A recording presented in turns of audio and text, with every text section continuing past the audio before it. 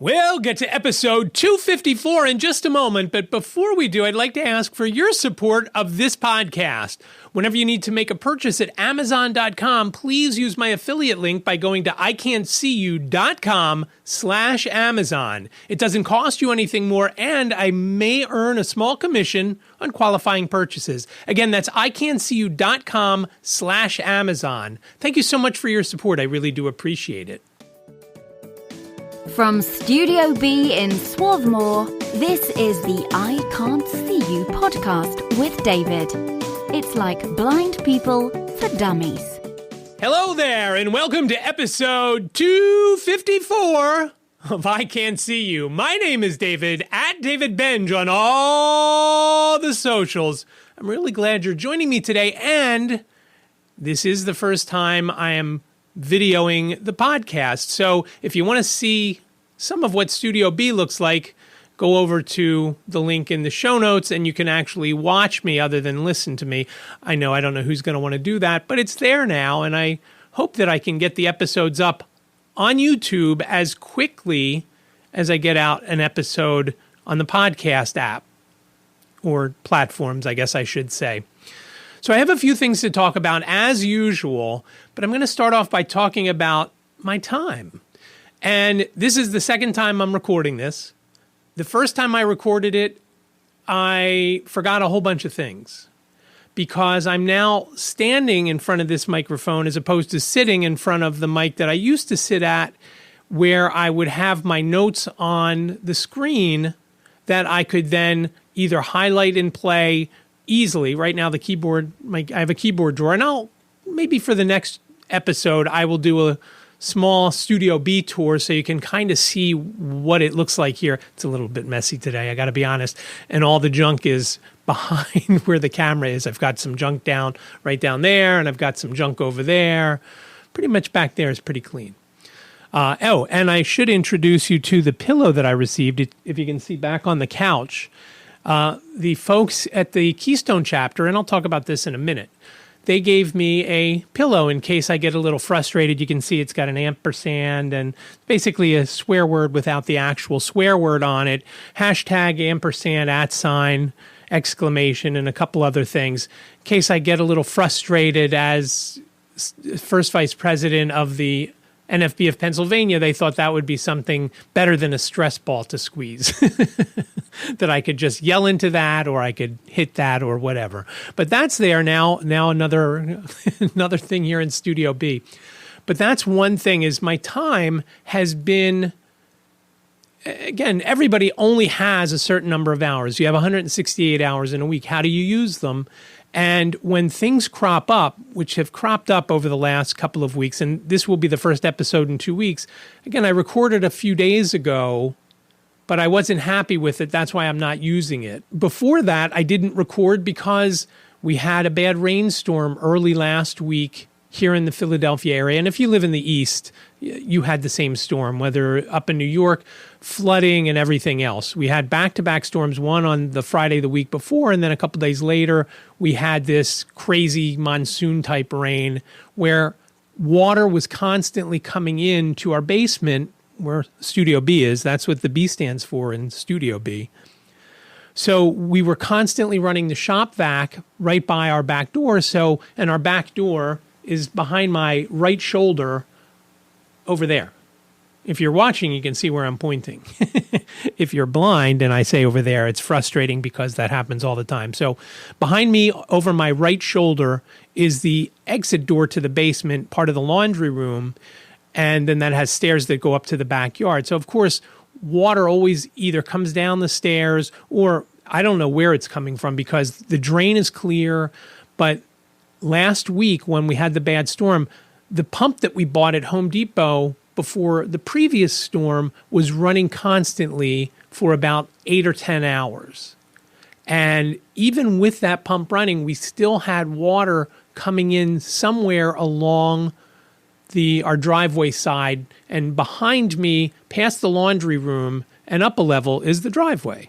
So somewhere along there, water was coming in. It wasn't coming in the window. There's a window there in the laundry room. It wasn't coming in there. So having to constantly check that took a day away from me. some other things cropped up, both NFB related and life related, that stopped me from being able to do that. So it's just a matter of, and then there's the issue of when can I record when the Golden Menace is not being as menacey. So it's usually when he's out of the house, and he and Liz are on a walk right now. And I'll talk more about Ziggy in a minute because I do have a big Ziggy update. And as far as when maybe Jacob's on a call or streaming something, and again, the streaming bit doesn't matter when I'm just recording myself, but when I do record an interview with White Canes Connect and things like that, then I have to obviously make sure that it's quiet. Again, the kitchen is right above my head, so Liz can't prepare any kind of food or go to the refrigerator or get Ziggy's dinner or whatever. So I have to make sure. So recording this is usually at the end of the queue of what gets done when. I have to make sure everybody else has something planned so that I can come down here and do this. And I tried to record late in the evening, but sometimes I'm tired and there's just no energy, so I didn't want to do that. So I'm recording now, which is Sunday afternoon on the 14th of January, when I'd usually be watching Red Zone, but it's the playoffs, no Red Zone. There is a game on, which when I finish recording, I'm going to go watch, Cowboys and Packers. So I just have to find time to make it so I can come down here and record. We had a recording set up for White Canes Connect that will be episode 095, and I'll talk about 094 at the end of the show. But 095 is about the Audio Description Learning Network, which is a group of theaters in the Philadelphia area that have gotten together to do audio description for their performances. Right now, some of them offer only occasional audio description, and it's frustrating to folks in the blind community because a lot of times they offer the audio description also during they call them relaxed performance, where they don't turn the lights down all the way and people can get up and move around. You can get up and go to the bathroom if you have to, with not during intermission, things like that. And it's for other folks with other sensory issues and things like that. And kind of frustrating because as far as blind folks are concerned, we're only concerned about knowing what's going on in the performance. So that we recorded the other day, and I didn't record. It was Simon interviewing a couple of folks, but I monitored it and jumped in, and I recorded it. That was during the day. So it was only Ziggy and I here, but the problem was, and I'll save the Ziggy portion of this, but I had to constantly run up and down the stairs to check on Ziggy. And at one point, it had been a while since I ran up to check on him. And he actually came down here and stood outside Studio B and whined because he had to go out. I'll get into that in a minute. But that's the whole issue. I can't do it during the day when it's just he and I here, because, especially now, because of the medicine that he's on and a few other, and him being a Golden Menace. And he will get into things. Again, I'll tell you in the update in a minute. So it's just a matter of finding the right time. And I was on a great streak for the first maybe 4 years of this podcast where I would record and the episode would get out Thursday afternoon, like clockwork. Once I figured I was going to do Thursday afternoons, that's when it got out. But now it's not the case. So I've got to figure something out there. All right, the long-awaited Ziggy update.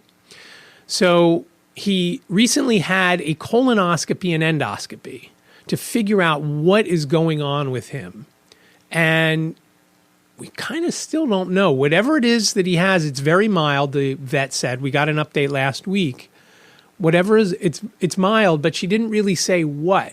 We don't know if it's some sort of something like an irritable bowel thing, which things like allergies could affect. And he does seem to have some allergies. So it could be that. But we were quoted $5,000 plus or minus around $5,000. Now, we were happily surprised when we went to pay the bill at the end. It was only $4,000. Now, on top of the other $4,000 to $5,000 that we've already shelled out since this had all started back in September, you can see what we're into it for, roughly around $9,000, give or take.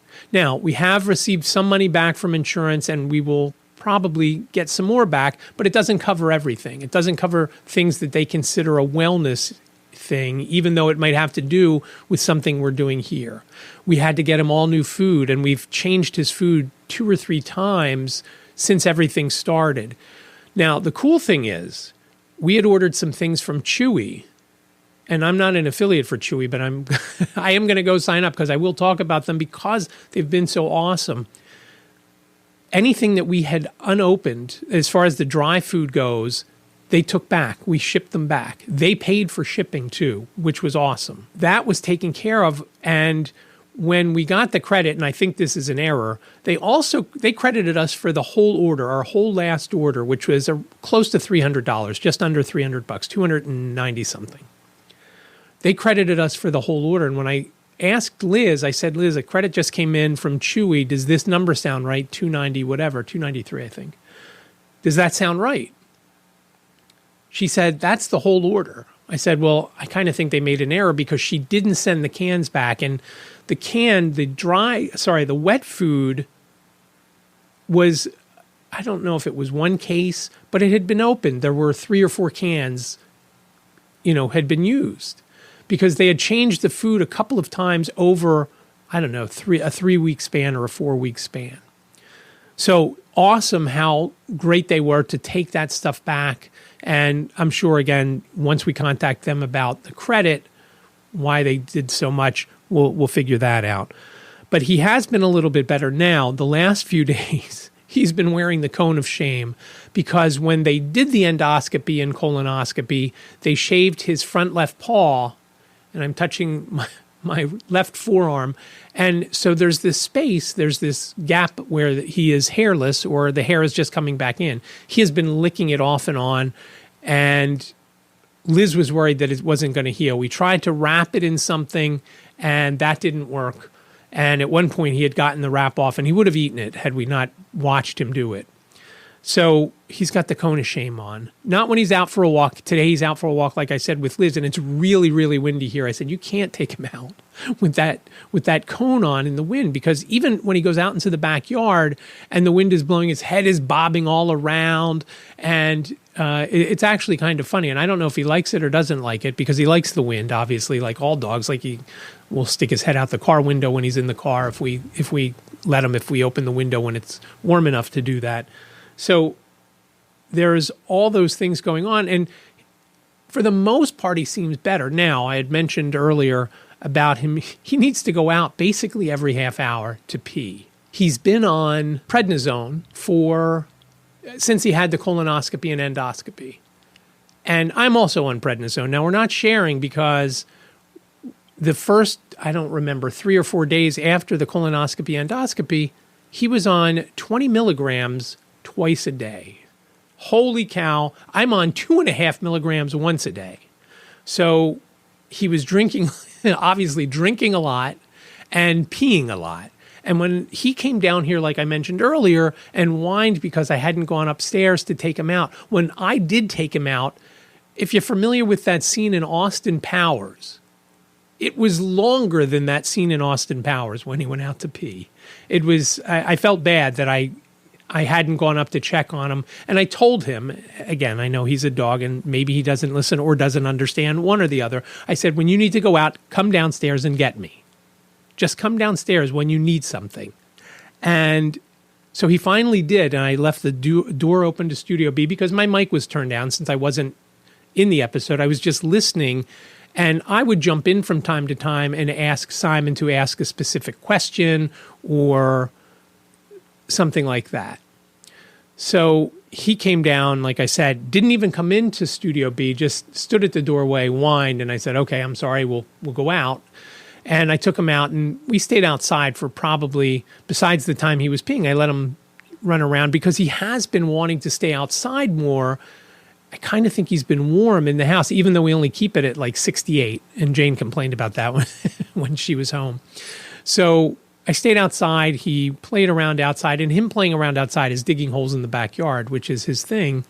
I always said that I always joke with him that he's digging a pool or looking for truffles, or there's a few other things that I mentioned. But he also likes to eat grass and dirt, which, to me, researching all that, says that he's doing that. Some dogs do it because they like it. They like the taste. Some dogs do it because maybe their stomach isn't feeling well and they're doing it so they will make themselves throw up. I don't know why he does it, but he absolutely loves it and gets so mad if you try to take it away from him. He will race around the yard to stay away from you if he's got some grass in his mouth, or dirt, or grass and dirt. So I don't know if our grass tastes great. I haven't tasted it. But he has, and he loves it. And he eats other people's grass too, especially his favorite is when he walks past a house that has just had their grass cut. And there's the clumps of grass because they didn't clean it up enough or whatever. He will go for those, and Liz has to be on the ball to stop him from eating it. He just loves to eat grass. Maybe he's a cow. I don't know. The next thing I wanted to mention is Starbucks. Now, we used to be really addicted to Starbucks. I mean, Liz more so than me. But before the pandemic, I don't remember on some months, we would spend hundreds of dollars. And when I say we, Liz would go every day for her chai tea latte. I don't remember how she ordered it, but 2 pumps, something, this and that, and no water, foam, whatever. It was a whole list of things for her venti chai tea latte. And every day she would go on her way to school. And sometimes she and her partner in the room would make a run at Starbucks either at lunchtime or if they were having meetings or something and there was a little break in between the end of school and the time the meetings were happening. So it was that much. I mean, it was crazy amounts. Then the pandemic came and the Starbucks were closed.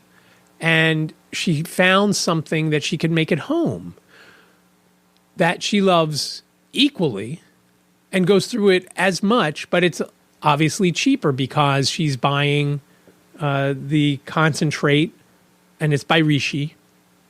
And if they have it at Amazon, which I think they do, I will link it in the show notes. I think I've linked it in the past, but I will link to it. It comes in a box, and I think she goes through a box every 2 or 3 days, and she mixes a little bit of I think it's skim milk with it. And that's what she takes to school every day. She drinks it on her way into work and during the beginning of school, and then brings the empty. and I got to be honest, I love taking that off when I'm doing the dishes at night and smelling that. I just love that smell. It's just great. So I'm happy that she's got this Rishi stuff because, again, it was a few $100s on some months for Starbucks. The other day when Ziggy was having his colonoscopy and endoscopy, Liz and I got a chance to run a lot of errands. And I don't get, we've had our car for about, is it 3 years? 2 years. 2 years, I think. We got it in 21. It was 23. So 2.5 years. I have probably we have about 25,000 miles on it. I've been in that car maybe for 2,000 of those miles. We never go places together because I'm here with Ziggy and Liz is at work and school, which is the same thing. Or she's at the store, or it's very rare that we do things together anymore, primarily because of Ziggy, not because we don't like each other, but we don't like to leave him by himself. We don't think it's fair to him. Now, we do on occasion go out, but it's a very rare occasion. Yesterday morning, I went to a Keystone chapter meeting, which I'll talk about in a sec. And Liz took me to the train and then went to Costco. Obviously, I don't think Ziggy could go to Costco with her. If he did, he would be in line at the sample desks. I wonder if they would give him one. Or if we would allow. Well, that's another thing. We can't give him anything other than his food. So no bananas. I'm sure the banana prices have cratered since Ziggy has been off bananas. It's bananas. So we're going to do all this running around. And instead of me making my English breakfast tea here, I figured, you know what, I'll get it while we're out and about because one of the places we had to go was right near a Starbucks. So we figured we'll go to that Starbucks. I'll get the tea and I'll take a half a lemon with me so I could have it with it. And we'll do all our running around. We went to Home Depot. It was the day we bought the pump for our stairwell. It was just like the old days when we used to do stuff, which we used to do all the time. And now, like I say, I don't do that anymore at all. The Starbucks that we go to in Springfield, Pennsylvania, on Baltimore Pike, is only pickup. You have to order on the app, and then you go in and you pick it up. They took the store, which is probably, 1,000 square feet, maybe a little bit more, and they've closed it off to where they used to have the tables, that part and the bathrooms, all closed off. The only thing you do when you walk in the door, there's a wall on one side with a counter at the end where the people come out from where they make the drinks. And the wall with the windows has what I call the fixins bar. And if you ever went to a Roy Rogers restaurant, the fast food restaurant, that's what they called it. And that's why I call every bar that, whether it's called that or something else, where they have the sugars and the stirrers and the napkins and whatnot. And that's basically it. It's basically, maybe 10 feet wide by, 20 feet long, something like that. So they took this maybe 1,000 square foot store, or at least the selling space on it was about 1,000 square feet. And now it's, a couple hundred square feet. And it's interesting because Liz had tried to went in there a few days earlier than when we were running around to get a drink. And she said, oh, you have to order on the app, the girl told her. And at that point, my Starbucks app had been offloaded from my phone because we hadn't been in a while and I wasn't traveling. And that's when I use it when I'm somewhere.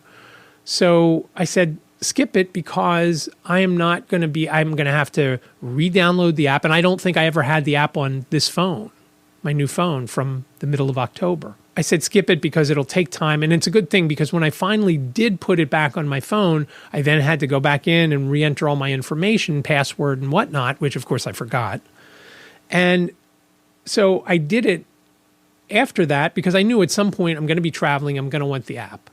And when I went to order, when Liz and I were running around, it was the first time I had ever placed a mobile order. I haven't placed a mobile order. Usually I just pull the app out, the phone out, and with the app, and I use it to pay. It's tied to my American Express card and so forth. And then we get the points and whatnot. I mean, we racked up so many points. We were getting all sorts of tea back when they had the Teavana stores. I was getting my favorite tea that way, and it was awesome. But now there's no Teavana, there's no great tea from there, and we don't go to Starbucks very often anymore.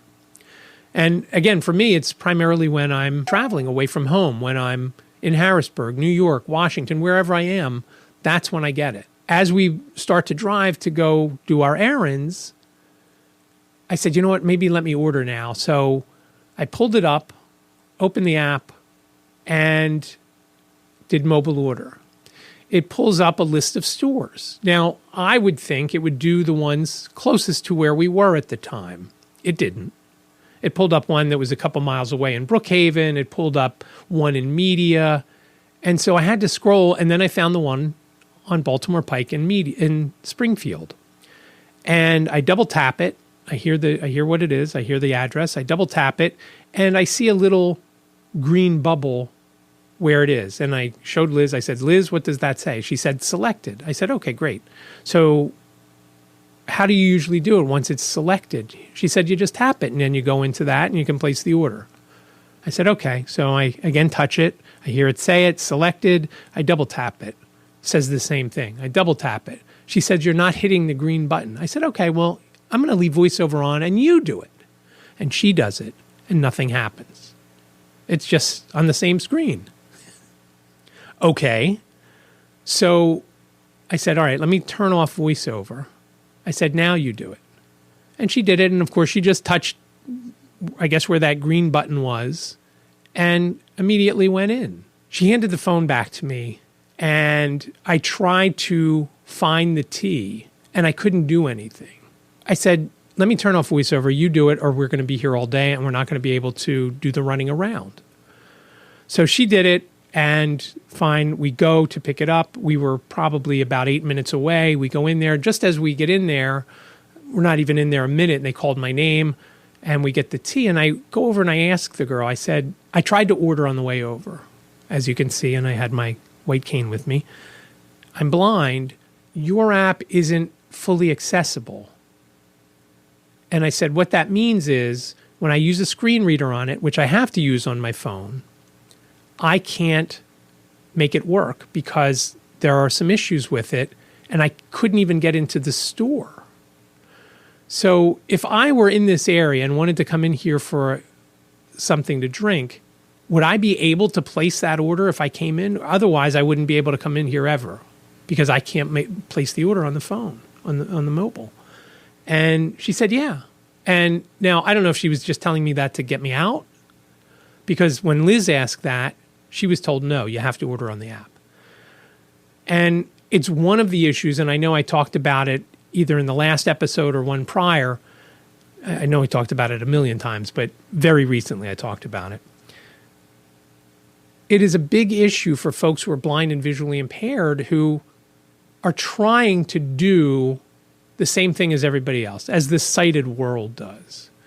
And when we can't, it's very frustrating because it minimizes our importance. It minimizes everything about us. That, hey, we're not the same. It points out that it's glaring.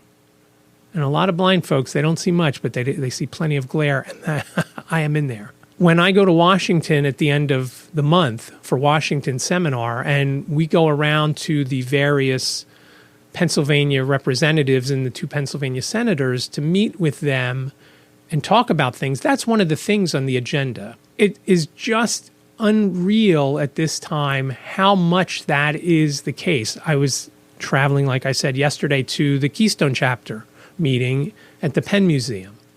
And I'm standing on the platform trying to use the app.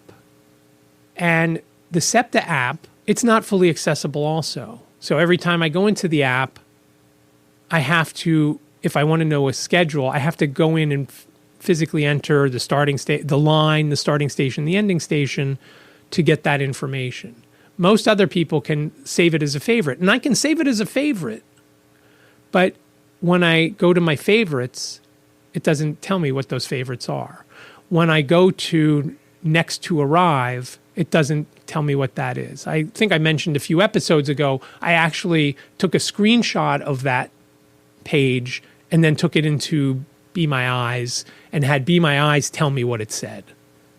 That's the steps I had to take. Again, it just is not right that you have a device that can do so much, but because of the software, it doesn't. Again, I mentioned Washington seminar, and let me take a step back and tell you what that is.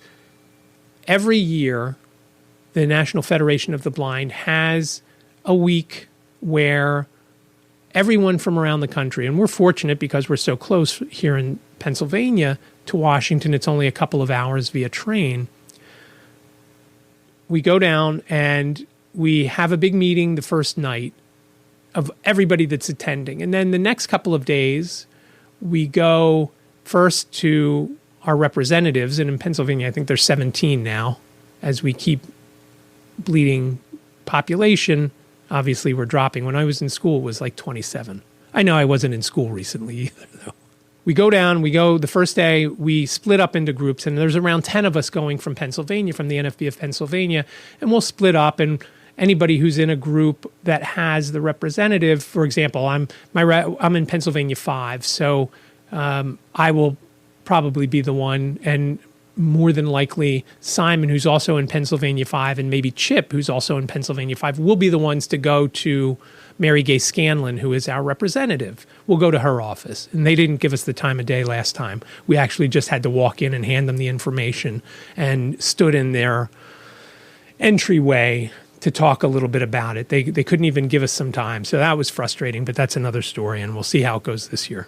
We go down and we do that on the first day. And then the second day, we're going to go to the different senator's office. In Pennsylvania, we have Senator Casey, who is a big friend of the blind community and has sponsored a few bills, has been the lead sponsor of a few bills in the Senate.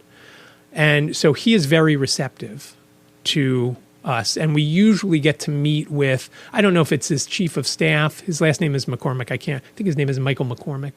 He's very nice and actually from this area and is very familiar. His son still lives in Rutledge and so forth. But he grew up in this area. I don't remember if it was Ridley or Ridley Park. And, when I told him where I lived, he said, oh, yeah, I know, right? He said, right behind the Goodwill. And I said, yeah, yeah, which used to be an Acme and now is a Goodwill. So we'll go to see him, and we'll also go to Senator Fetterman's office. And usually, last year that was his first year in office. So he had just been sworn in a few weeks earlier. It was before he took that leave of absence. We met with very junior people in his office last year. And he was still probably getting his office together because he had only been in maybe 2 or 3 weeks. Again, it's usually the end of January, early February that is Washington seminar. So that's what we do. And we put these 3 items on the agenda. Sometimes it's 4. But one of them is website accessibility and app accessibility. And websites are a whole other story. And we could have a whole episode on how crazy some websites are. And I've talked about it with other blind friends about how things are. It's not right. And in some cases, it's horrible to the point where I will stop trying to get onto a page because things are constantly updating. If you go to a site that has a lot of ads on it or has a video ad where it starts to play, all of a sudden you'll hear a countdown. Video will end in 10 seconds. Video will end in 9 seconds. Meanwhile, every time you try to start listening to an article, you'll hear a couple of words and then it'll say video will end in whatever. So, and it's, again, not easy to find, if at all possible to find, the close button to close that ad. So that's one of the things on the agenda. So I'm looking forward to going down to Washington to talk about, and obviously I have a whole bunch of things that I could show. Hey, here's what we mean by not being accessible. This is what that means. I once posted a comment on a International Living video. It was a video of, I don't remember where, and it was one of those videos that has nothing but music playing and then has words pop up on the screen and then disappear, and then other words pop up on the screen. Well, I couldn't read it, and nobody who was blind. And I posted this, this video is inaccessible. And somebody said, well, it's here on the internet. What do you mean it's not accessible? And then I had to explain it's not accessible because I have no idea what's going on. And so forth. On a daily basis, that's what we have to do and deal with. And it's frustrating, like I said. I'm going to touch on one more thing before I get into the final stuff. And I can hear the Golden Menace is back. He's walking around the kitchen right now, right above my head. And I now hear Liz walking around. Liz does not walk quietly either. But I'm interested to see what happens with this video, how long it takes me to get this video out. I'm hoping that it's not too many days after I get the podcast out, because it usually takes me a day or two to get the podcast out because I have so many other things going on, and it'll be it'll be fun to see. Now, on the flip side, I have started to record what I'll use as B-roll for the future. The other day, Ziggy and I were outside, and he was chewing on grass and then flopping around on his back in the backyard. So in the future, instead of having to look at me the whole time, there will be that to look at when I talk about certain things.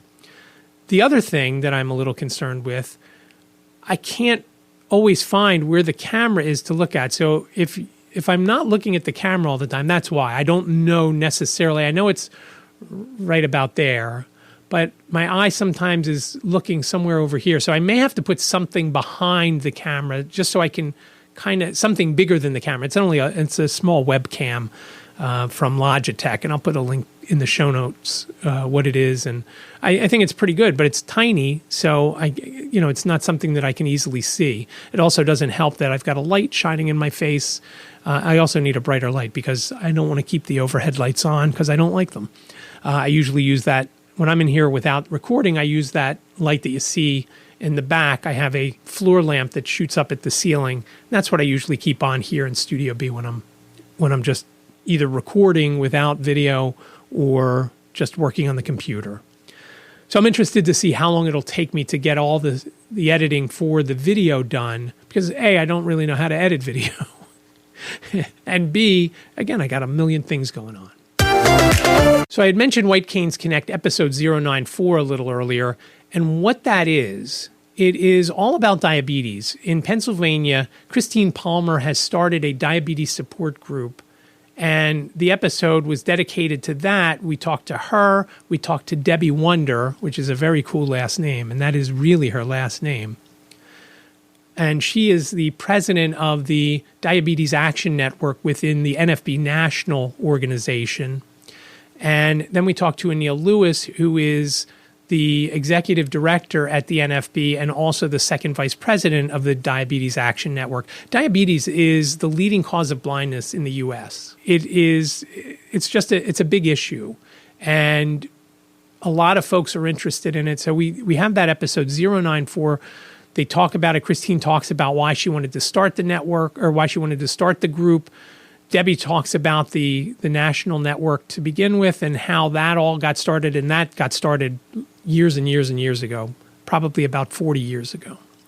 And Anil talks about the structure of how the NFB is. It is a division. The Diabetes Action Network is a division of the NFB.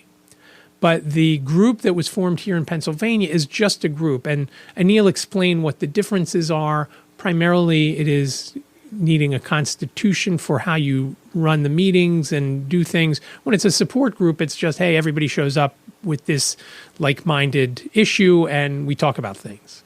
They might have, for example, their first meeting is on Monday night, the 15th, which is tomorrow night.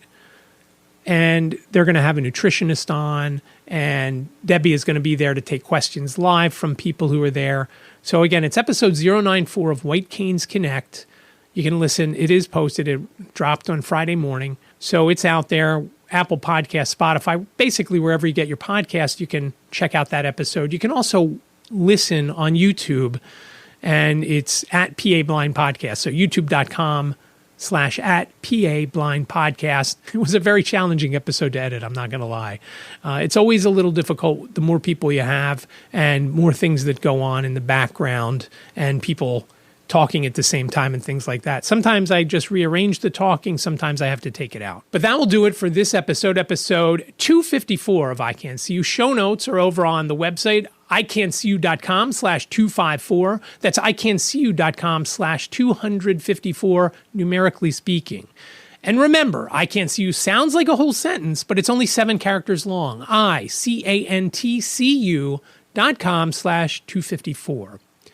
Reach out to me. You can call 646-926-6350 if you've got questions, comments, show ideas, whatever you've got. I'd love to hear from you. Again, 646-926-6350. Please reach out and let me know what you're thinking, and please leave your name and town and whatnot when you call. I'd appreciate that. You can also reach out via email, iCantCUpodcast@gmail.com, iCantCUpodcast@gmail.com. And obviously, as I mentioned at the beginning, the socials. At David Benj on Facebook and Twitter/X, Instagram, Threads. What else do we have? LinkedIn. Connect with me over there. I always post the episodes there, both White Canes Connect and iCantCU. And just like I mentioned earlier for the White Canes Connect episodes, you can listen to this episode on YouTube at David Benj there as well. I really do appreciate you listening. Be well, stay safe, and I'll talk to you next week. Thank you for listening to the iCantCU podcast with David. Please rate, review, and subscribe to the podcast wherever you listen. And don't forget to share the podcast with your friends.